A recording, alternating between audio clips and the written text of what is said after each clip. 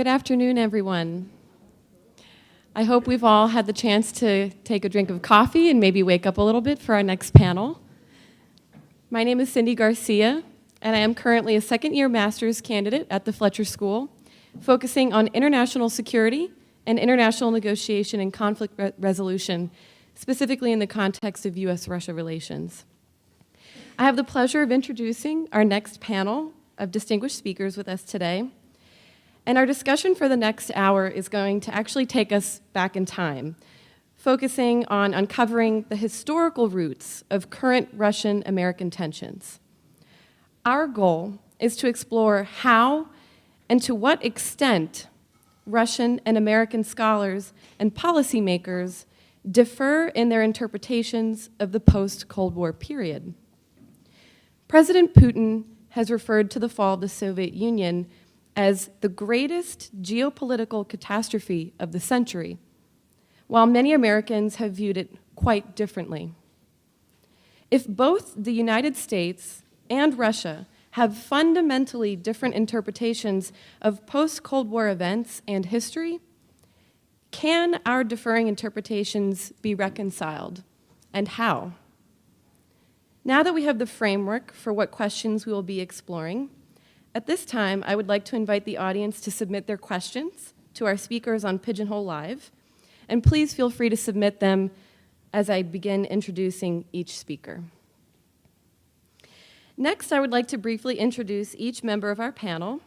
As I introduce each of you, you will have about 5 to 7 minutes or so to give your introductory remarks on our topic for discussion today. First, we have Professor Tatiana Shakleina, who is the chair of the Department of Applied Analysis of International Issues at MGIMO University. She has served as the leading research associate since 1972 at the Institute of the USA and Canada Studies at the Russian Academy of Sciences. You can have the floor. Thank you. You're welcome. Although we have 5 minutes, I would like to thank the organizers of this conference, the Tufts University, my colleagues and the students, and the Russian organizers, because it's very important to meet and to listen to each other. This year, for me, it is the 4th conference on Russian-American relations in the United States, and we had 2 more in Moscow. And as I said, our relations are getting worse and worse, and our meetings become more and more often. When it was a little bit better, we didn't meet so often. It was just like that. Since I have so little time, it's impossible to tell anything about the disagreements and misunderstandings, all of them, during these more than 25 years of our interaction after the end of the Cold War. So I would just want to make a number of points, maybe 2-3 points to think about, and maybe to continue the conversation later. First, what I think I'm in political science. That's why I maybe and I deal with the I do research and analysis and write books on American grand strategy, Russian foreign policy, international order establishment in the 21st century, and Russian-American relations. That's why I want to attract your attention to the fact that maybe one of the points of disagreements and even confrontation at some points is kind of similarity of our strategic thinking and our strategic identity or international identity. The United States, we need to go far to the founding fathers, to American philosophy, and then just step by step, and also to the Russian history. And I usually, when I explain it, I go back to the 9th century of the Russian history to understand how it happened that the political thinking in Russia was formed as the thinking of a leading world power, influential world power that plays a very visible, important role in world politics. The same happened with the United States, that was established as the country with a special mission, a special task for the world, as a country, a reformer, a reformist country or a visionist country. And so now it means, to me at least, that two such countries who possess themselves as leading world powers, who has their own vision of the international order, not completely different, but still different. Of course, they are doomed to certain competition and at certain points maybe confrontation, not military confrontation, but maybe just opposition and disagreements, severe disagreements, weaker disagreements, just different kinds of disagreements. And when we discussed this with Professor Robert Legwold, who was working on the issue of the new Cold War, and we debated this issue, and he wrote this book, Return of Cold War, and actually mentioned the return of the new Cold War. I also, after thinking and trying to push away this idea of a new Cold War, I couldn't accept it. I just resisted to it for 7 years, I would say, because the first time we raised these questions was 2010 in Geneva, when we spoke, both of us spoke to the audience of young diplomats. And he stated that we already had the Cold War, and I objected to that. But after 7 years of thinking, 6 years actually, I wrote the article, The Cold War as Part of American Global Strategy. And I accepted that maybe one of the reasons that we are circling around confrontations and this pattern of any kind of Cold War is that, that American strategy, global strategy, is very much militarized. And this phenomenon of confrontation and non-acceptance of any different view of the world and of the United States and its policy is inherent in American thinking.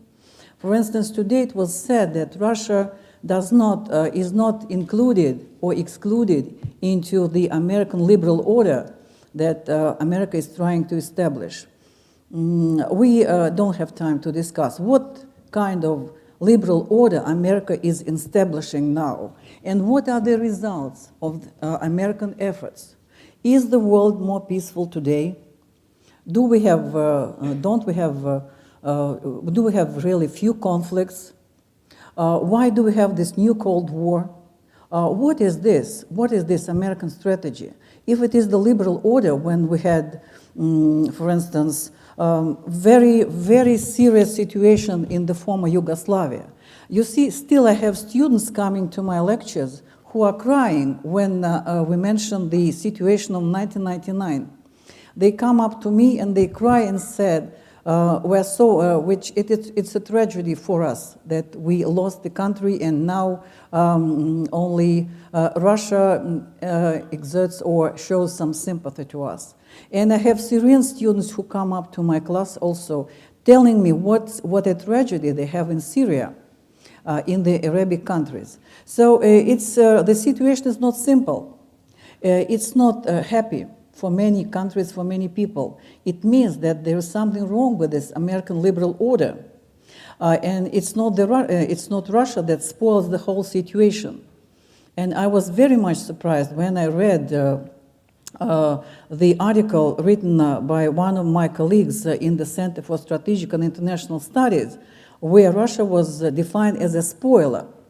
And I started to think better of that. Who is spoiling the whole situation? Is it only Russia that is a spoiler? And who is spoiling the whole world? And we are still in the middle of this Cold War. To me, the first maybe issue that we need to analyze very attentively, strategies, behavior as we define it, what each country has been doing. Today we've heard a lot about Russia. I heard demands to Russia, I heard criticism of Russia, Russia just emerged as the country that was behaving awfully, doing everything wrong. But we have the title, Russian-American relations. So there are two actors. Russia is behaving badly. We discussed it. But where is American behavior? Why don't we analyze American behavior?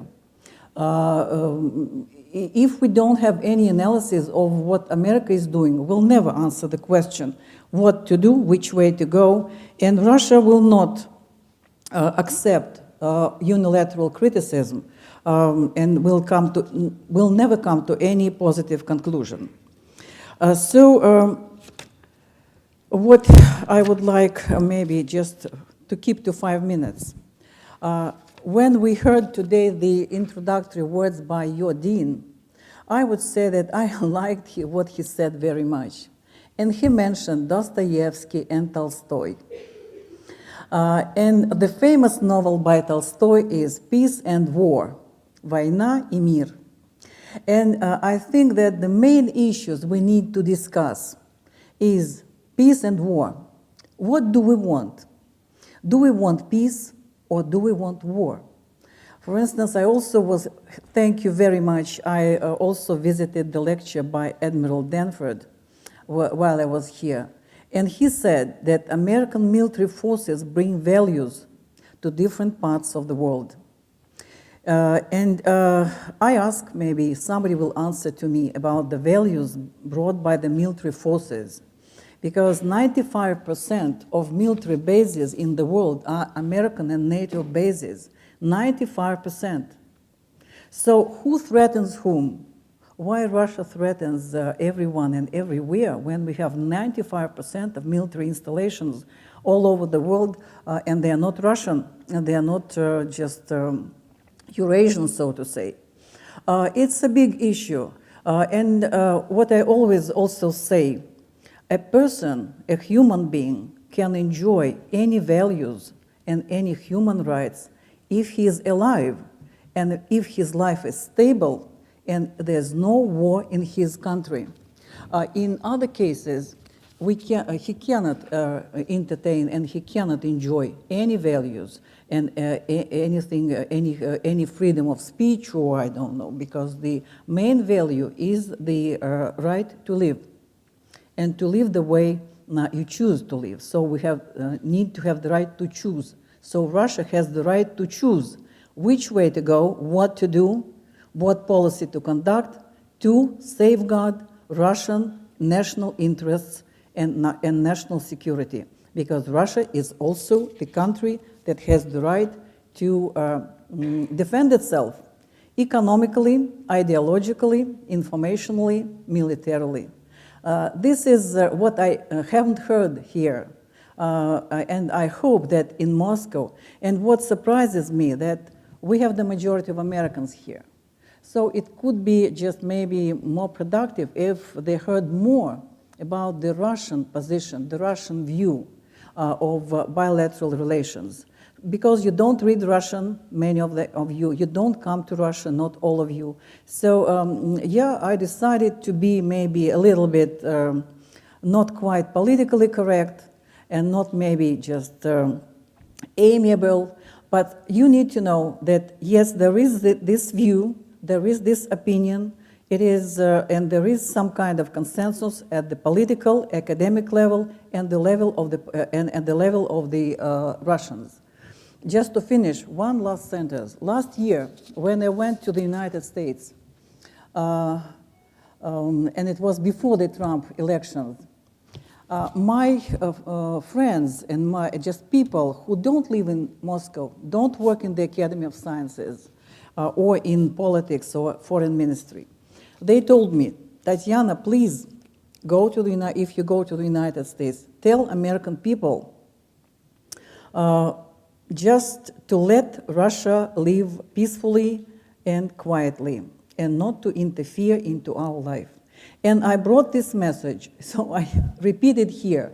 So just for you to know what Russian people think and what I'm thinking as a political scientist who has been studying the United States all my life. And as I say, for whom the United States, as I say, is the second best country after Russia. So thank you for your attention.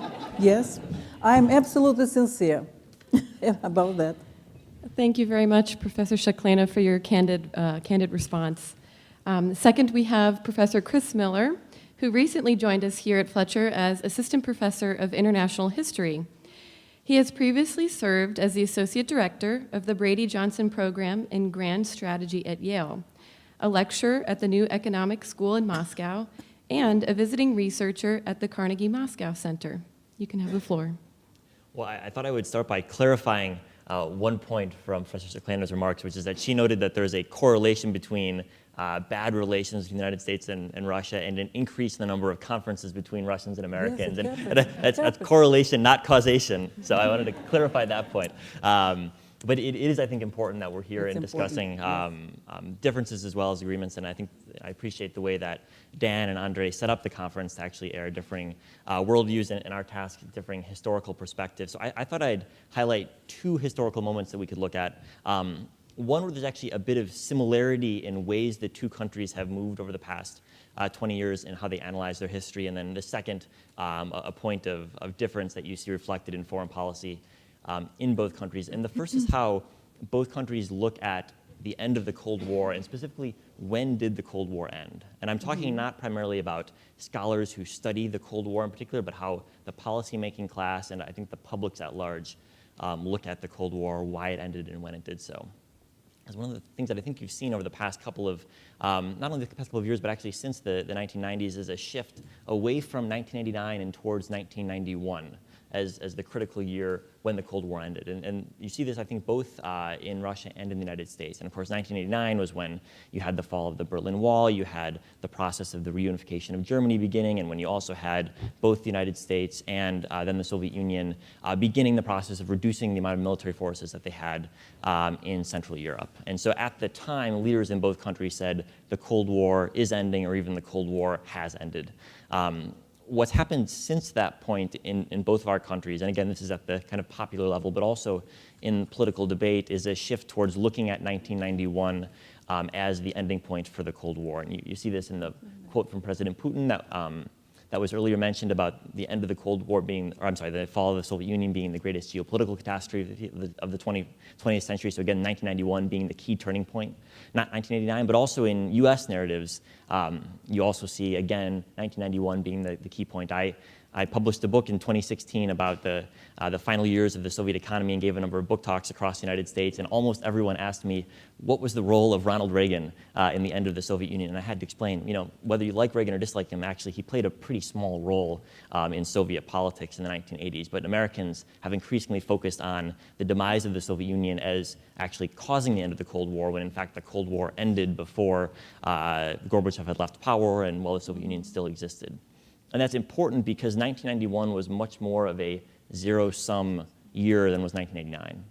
During 1989, both sides saw themselves as benefiting, becoming more secure through the changes that were happening, whereas 1991 was very clearly a traumatic period for the residents of the Soviet Union. And so I think that's an important shift that tracks intellectual trends in Russia and in the United States.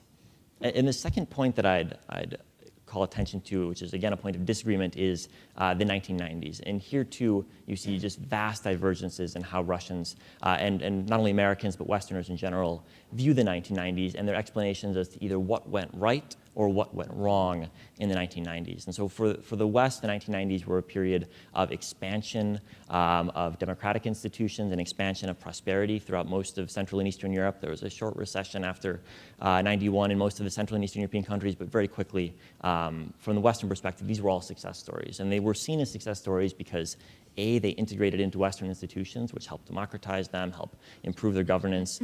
B, they were able to marketize their economies and experience economic growth. And C, you had the democratization process itself, which led to better institutions.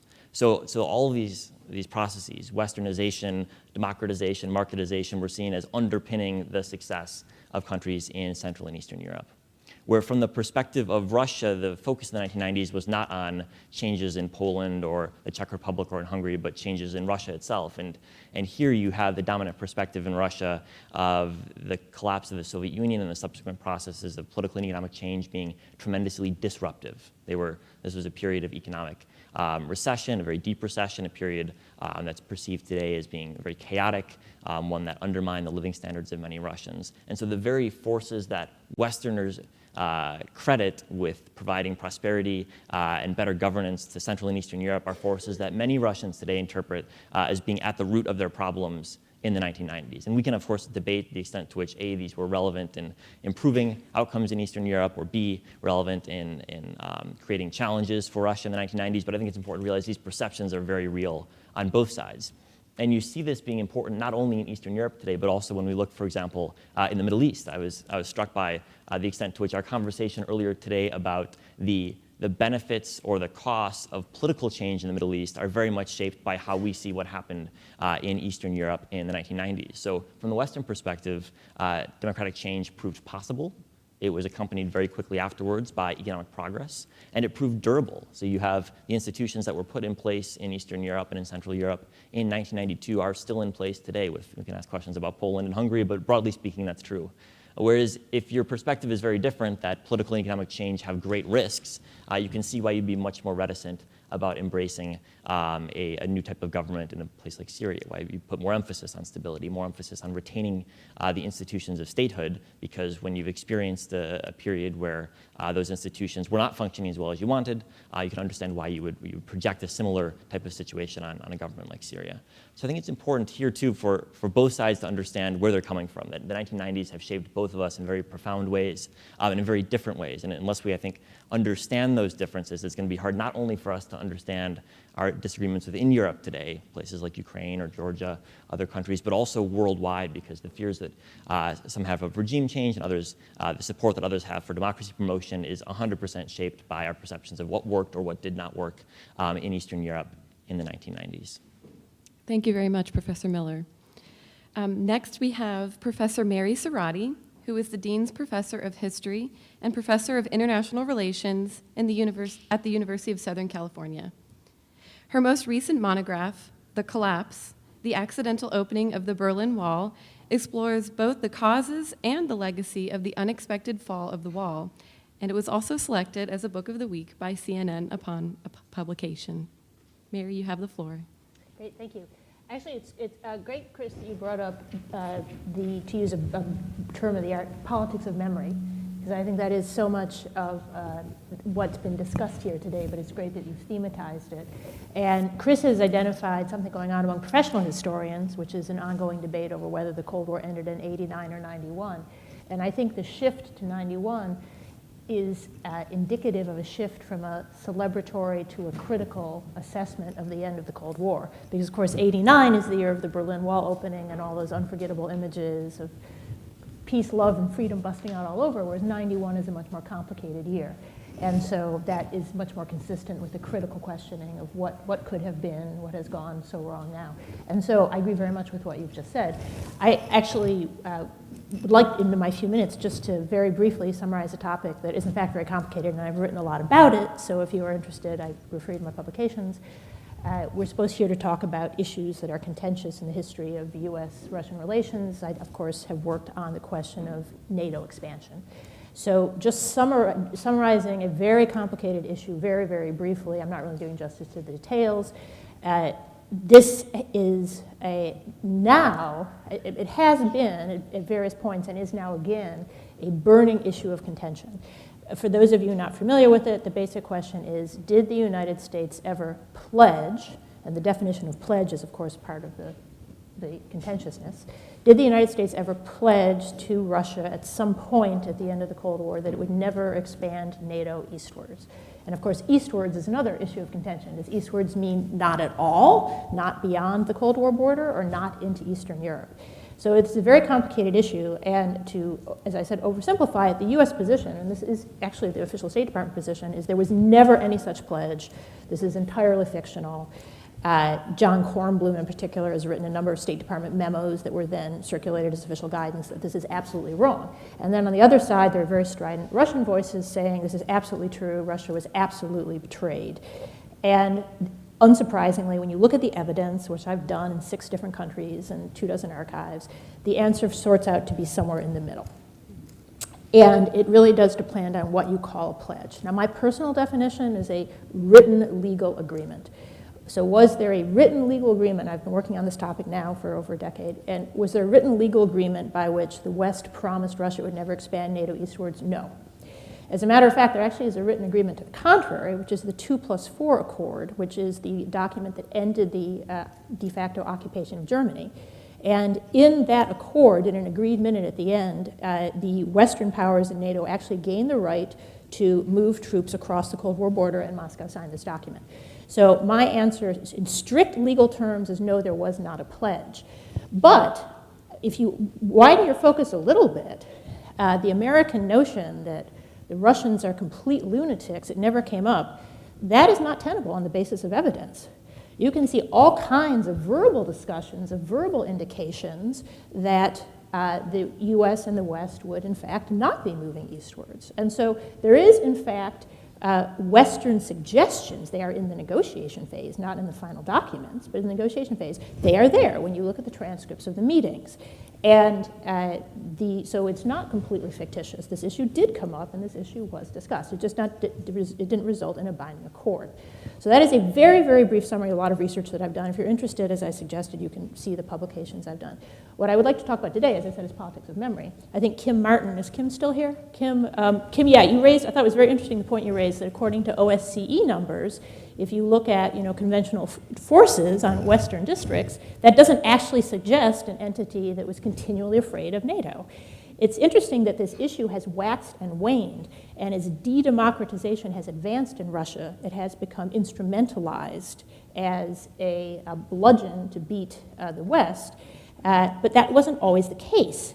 And I just wanted to actually read you an excerpt from something that I was reading recently for research I'm doing now, which is the joint memoir of Bill Perry and Ash Carter.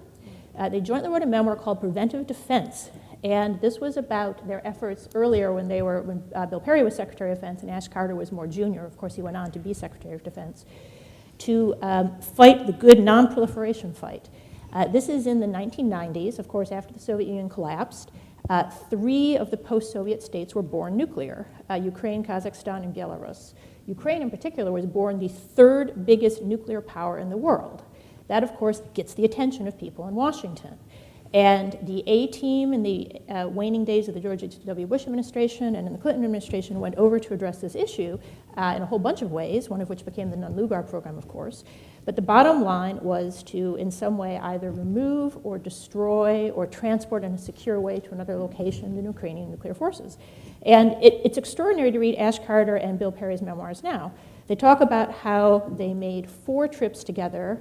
They worked very well with not only Russian but also Ukrainian officials.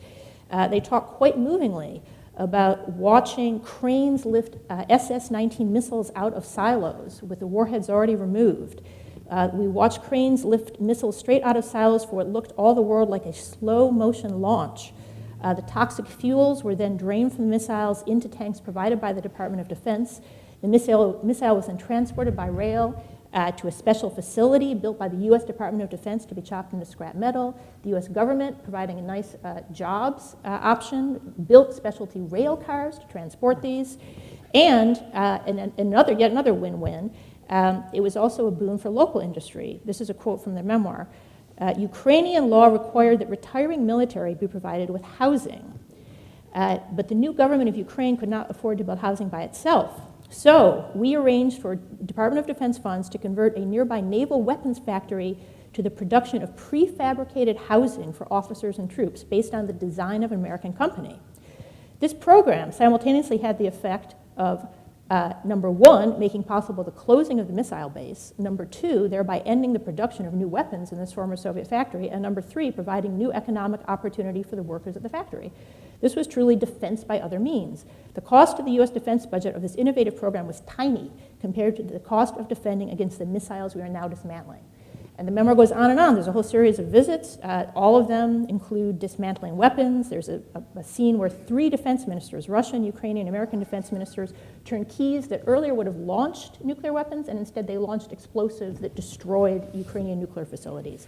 And in their final visit, I kid you not, former silos had been blown to rubble, covered with soil. The defense ministers took part in planting sunflowers. So this was actually something I interviewed Laura Holgate, Ambassador Laura Holgate, who was involved in staging this. She said this was done because it was very important to the Russians, not just that silos be ripped out and left there, but that somehow something be put in, something that showed a direction for the future. Then there not just be empty holes in the ground, but actually there be some kind of regenerative replacement. And so sunflowers were seen as something that was both visually attractive and also potential crop for sunflower seeds. So to wrap up, all of this that I just described to you happened well after these accords about NATO expansion. So in other words, this unbelievable high watermark in US and Russian or post-Soviet cooperation happened despite this huge debate over the NATO accords. And as Kim Martin has also pointed out, the troop placements also don't suggest animosity. So in other words, if there is a willingness to cooperate, despite these issues of contention, such as NATO expansion, it is possible. Great things can be accomplished. But if there is not a willingness to cooperate, then there are all kinds of debates and resentments from the end of the Cold War that both sides can bring up to use as a weapon against each other. And so ultimately it comes down to, I think what you've rightly said, Professor Shakleina, a willingness for serious dialogue, a willingness to take the concerns of the other side seriously, because if we don't have that, then we have plenty of weapons, verbal and otherwise, with which to beat each other. So I really want to thank the organizers of the conference for putting together this event. I'm sorry visa problems prevented those of you out there in the ether from joining us, because I really think the ultimate answer is going to be the kind of dialogue that Fletcher has made possible today. Thank you. Thank you very much, Professor Sarotte. And last but not least, we have Professor Sulmaan Khan, who is Assistant Professor of International History and Chinese Foreign Relations at Fletcher. He directs the Water and Oceans Program at the Center for International Environment and Resource Policy, and he has also published articles in Cold War history and diplomatic history, and his research has been supported by the Cold War International History Project at the Wilson Center. Professor Khan, you have the floor.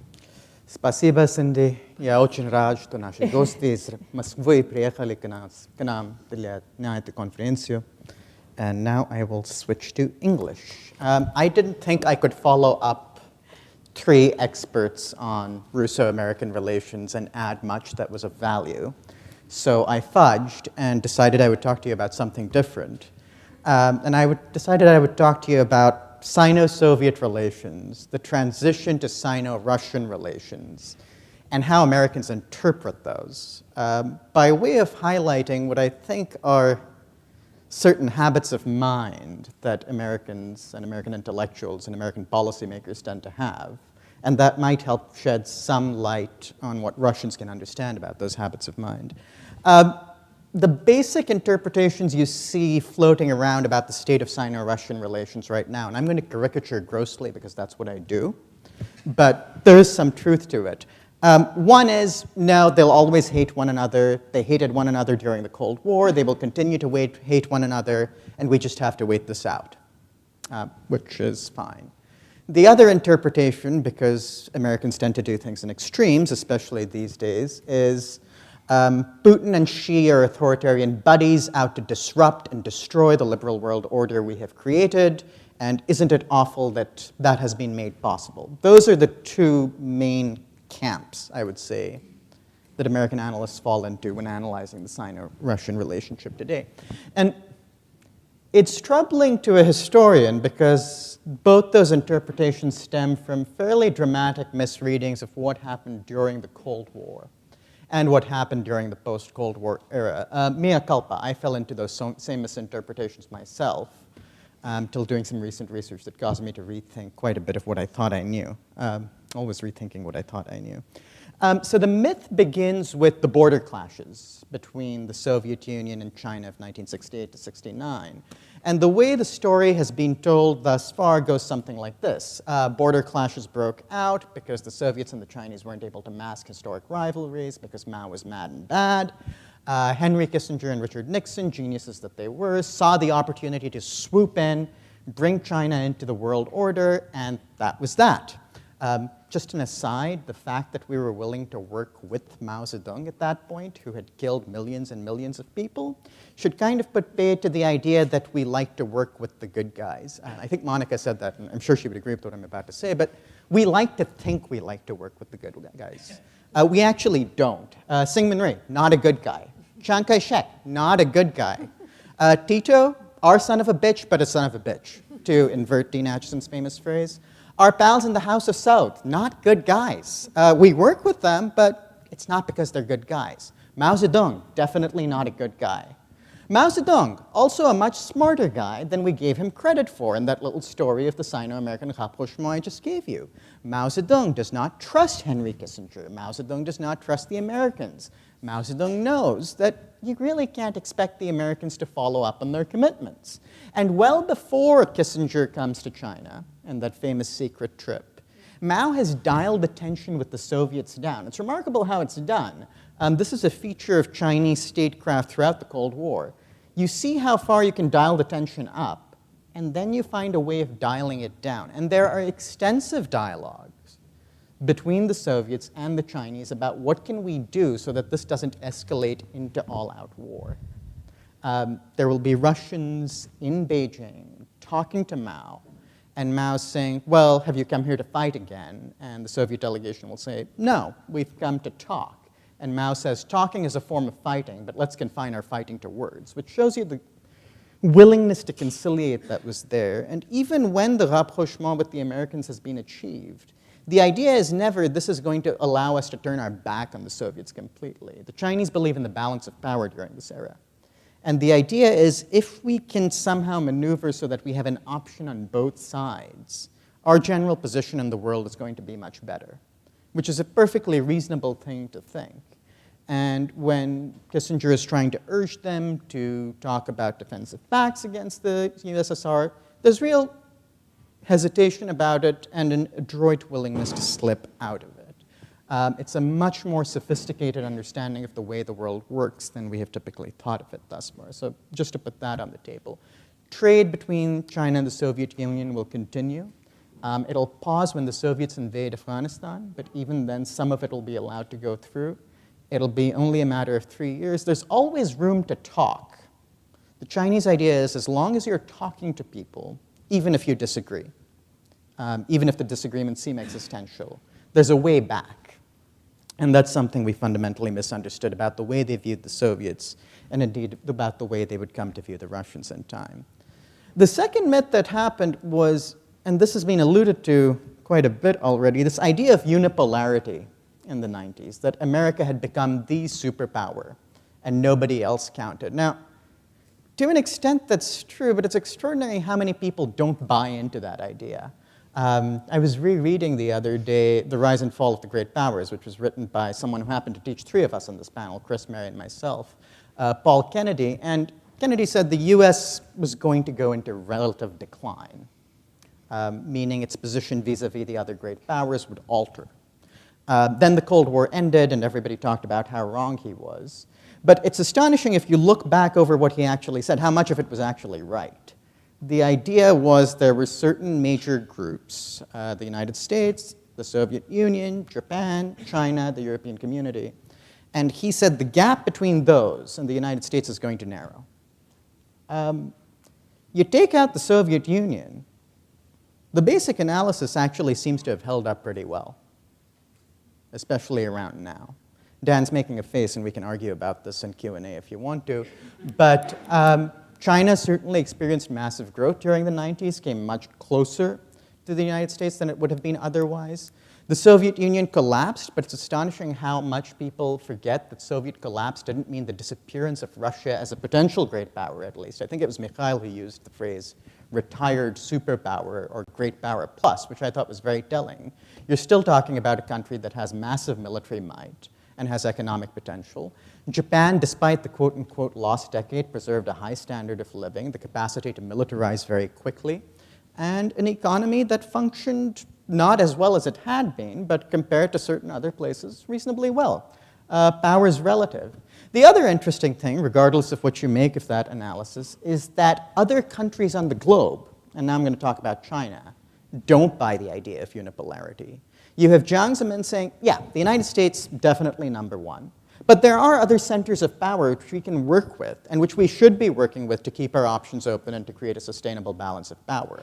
That means working with the Europeans. Jiang, interestingly, sees the possibility of a Europe divided from America in the 90s because he thinks Europeans don't like Americans' ADD and hyperactivity. Reasonable point. He sees the possibility of working with Japan. He sees the possibility of working with Russia. None of this is to preclude the possibility of working with the United States. It's just that it's always nice to have options. So the reading you see in the People's Republic of China at the end of the Cold War in the 1990s is not a unipolar reading. It's not a reading that says this was the triumph of the Americans that has made all the rest of us irrelevant for the time being. It was a reading that said there are other centers of power which we should be working with, and which indeed there were attempts to forge ties with. These attempts intensified post 9/11, whether it was in terms of the Shanghai Cooperation Organization, which suddenly became much more strident in terms of asking the Americans to keep out of the region. And the idea was that China and Russia together they couldn't eject the United States from Central Asia altogether, obviously, but they could at least do damage control, and that was something worth doing. Now, the interesting thing in this is that none of this assumes that there will be perfect trust or perfect understanding between China and Russia. None of it assumes that all is going to be well in the relationship. The assumption, banal as it sounds, is that people will work together when they can, and where they can't, find some other way of doing what they could. There are places where interests clash.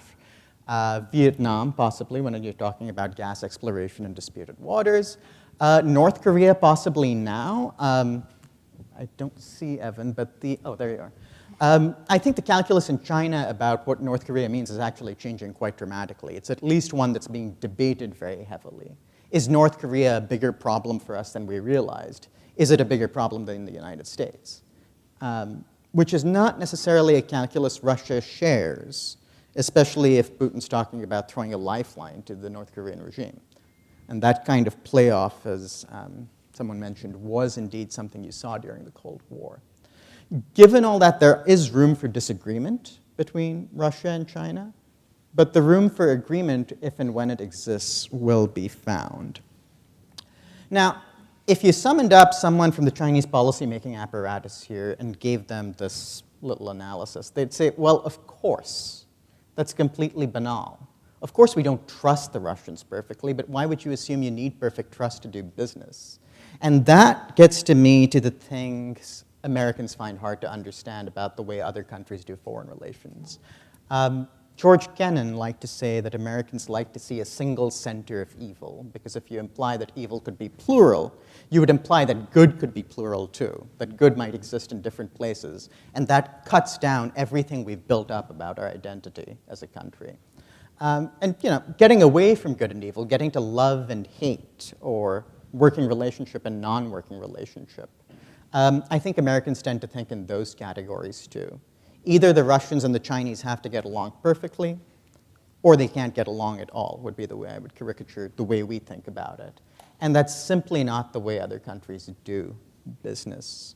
In the context of this conference, I don't often plug the Chinese way of doing business for other people, but there does seem to me to be some wisdom to saying, at least in those areas where we can get along, let's try. Thank you very much, Professor Khan, and thank you all the panelists for your insightful comments. We're going to go ahead and start the discussion with this question that I think we can address for all of our panel members. How much credit should we give the United States for the role of the breakup of the Soviet Union? And how much credit to the role of people of Russia and other former Soviet states? And it seems as if we give the United States too much credit. Whoever would like to start. If I speak, I never gave any too much credit to the United States. That's the reason. So that's the dissolution of the Soviet Union was a long process, and there were a lot of actually, as it is said by historians, the blowing point for the Soviet Union was already at the beginning when all the republics in the Soviet Union were nation-based. They were based on titular nations. So national republics, it was the kind of a bomb of slow, so to say, emergence in the future. And I think there were many domestic reasons for the processes that led to dissolution, but my personal view that one of the strongest reasons was the split of elite in the Soviet Union and the duality of power when Gorbachev and Yeltsin were not thinking of the future of the country. They were just, especially Yeltsin, he was fighting just for power. And this duality of power was tragic for the Soviet Union. That led to its collapse. And if you read the Beloversky agreements, did anyone read Beloversky agreements, the text? How long it is? It's very short. The people, the three leaders who signed this agreement, they didn't have any strategic thinking, any strategic vision, any vision of the consequences for the people, borders, people, transportation, industry, military forces, nuclear forces. So just sign this agreement. And the referendum in the Soviet Union was not against the dissolution of the Soviet Union. So I don't blame the United States and even administration, Reagan administration, because it is very well, it is written everywhere that the Soviet Union was so exhausted by the military competition that it collapsed. It was not the main reason, to me at least. Maybe I'm mistaken, I don't know, and you don't agree with me. Maybe you have a different opinion.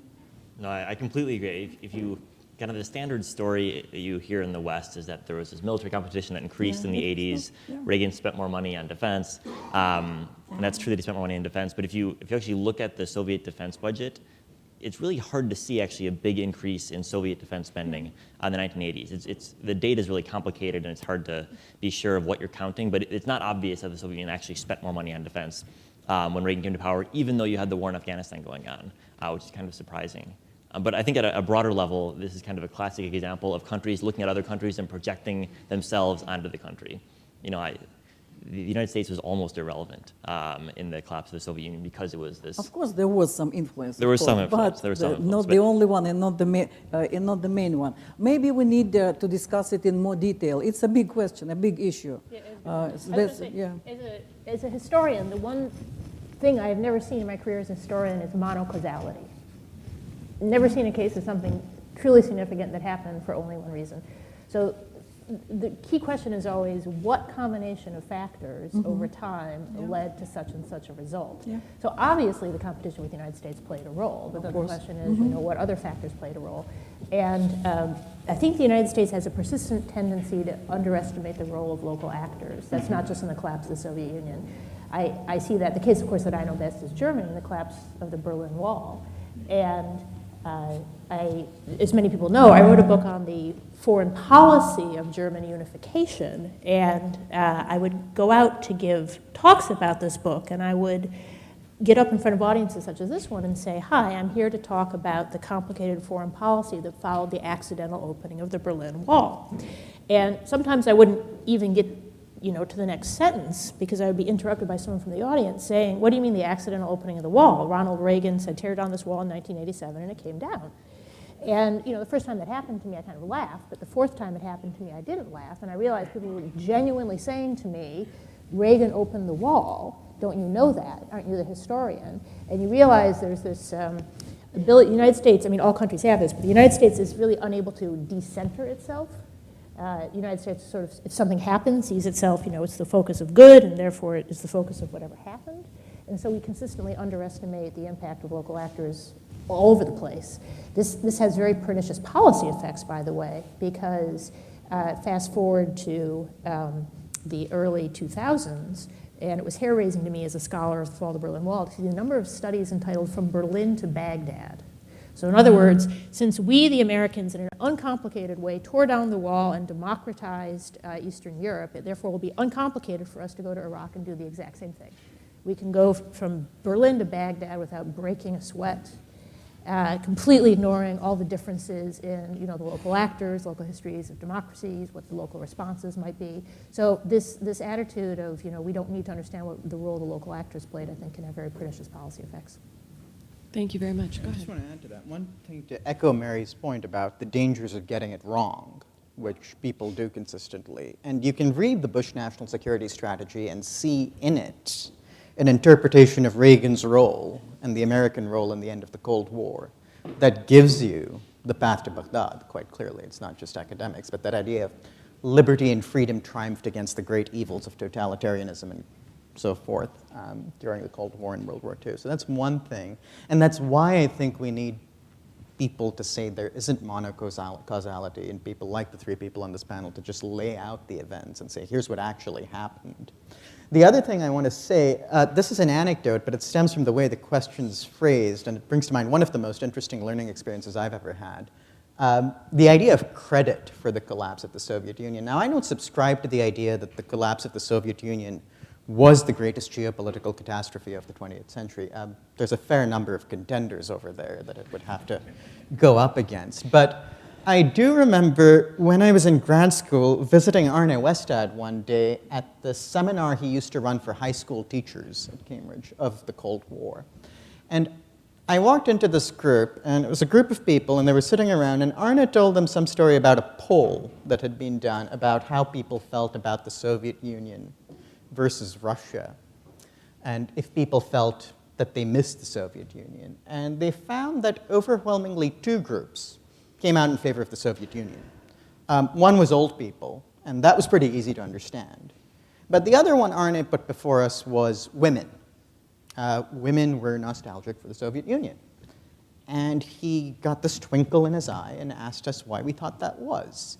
And I, with all my Cold War historiography at my fingertips and my pride in how much I knew, was racking my brains, trying to be the first person to come up with the answer for this. And three hands go up. They're all women, and one of them says, that's a no-brainer. They had health insurance. As a woman, as a mother, of course you want that for your child.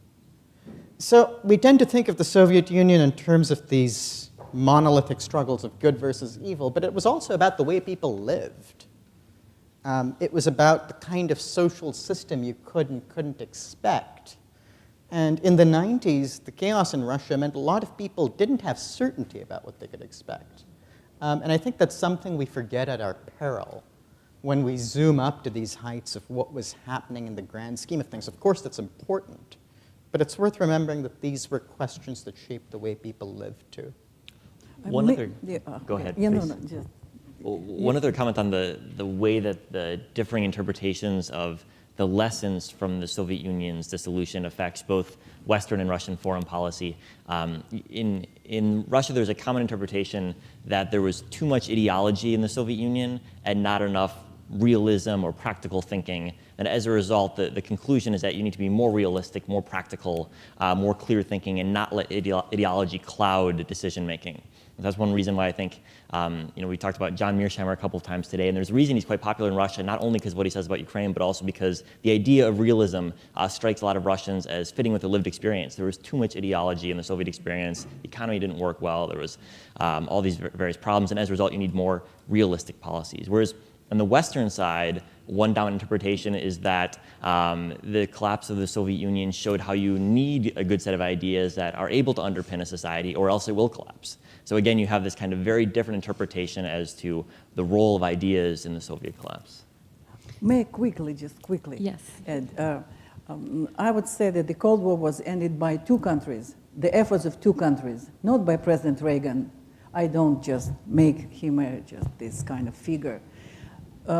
There was a bilateral cooperation between Soviet and American scholars and politicians in the 80s. So they actually conceptualized the end of the Cold War. And the majority of suggestions were prepared bilaterally by Americans and Soviet scholars. I testify to that because I was young and then, but I knew what was going on. So the end of the Cold War was prepared and was introduced by two countries, and the role of the Soviet Union is absolutely not lower than the role of the United States. And then you mentioned also realism. The Soviet policy, the Russian policy, was always realist, in realist terms, in the school of realism. And ideology was present in the United States, it's still there in the Soviet Union. Ideology, we need to define what ideology is, how we define ideology. And China has ideology, official ideology, and maybe some other countries. So, realism. And I see realism in American foreign policy as well. Not very realistic in terms, so I agree with that, Professor Mearsheimer. Many people don't agree with him, but I do, in many aspects. Thank you very much for your responses. We're going to end on this question, and this is also for the entire panel. After the collapse of the Soviet Union, do you think the United States missed an opportunity to forge a new, stronger relationship with Russia by celebrating the dissolution but ignoring need for economic aid and modernization? And then maybe also I'd like to add to that, what opportunities do you think that both the US and Russia can take now to forge better relations going forward?